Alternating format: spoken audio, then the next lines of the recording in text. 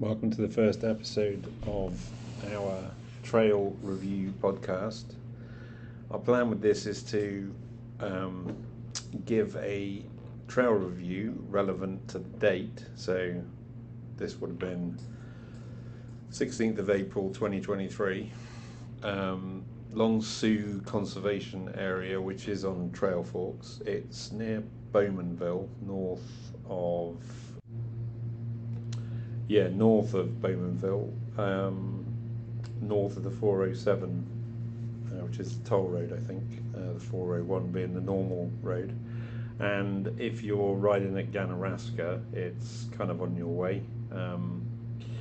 So I'd looked at Long Sault a few times, and I didn't have an opinion really.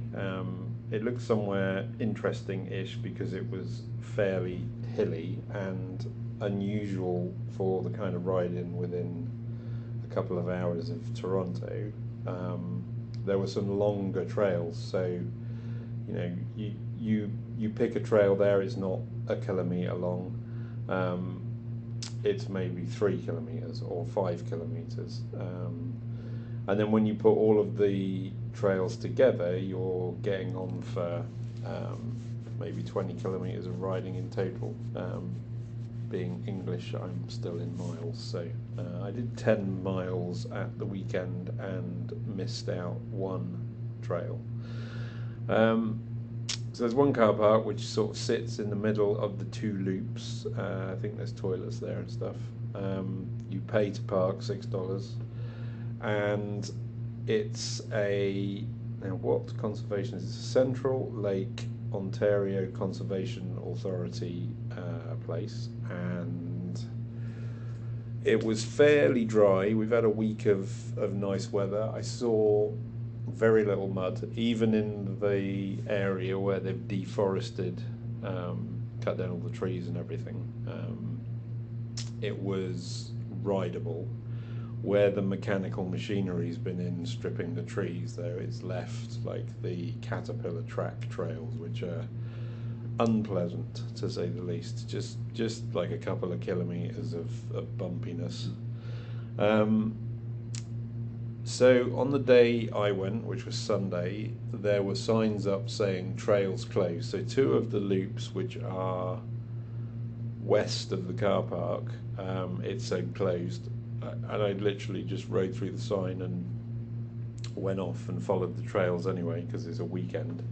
There were some trees down, but it didn't really stop anything. I had to get off a couple of times. And it seems that once there's been a storm, pretty much all the trail systems end up shut for a week or two. But the trail surface was good, properly dried out, dusty in fact.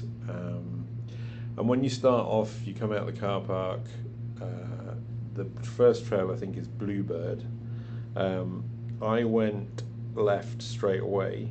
No, it's not. Yeah, Eastern Bluebird is the first trail, and actually the trick is to ignore the first turning you see on the left, which is actually the direction it wants you to go in, and follow the main connector trail and then take a right and do it backwards, because there are a couple of uphills if you go the way you're supposed to that are just a bit too steep, and there's a ridge which you can come down along, which if you do this you'll see what I mean. You kind of there's an amphitheatre area which is just a natural sort of top of the valley, and as you come past that and you pick up this trail, there's a narrow ridge line that kind of goes like a roller coaster and then drops down into some pretty boring wide trails to ride back up to the top where the main track is.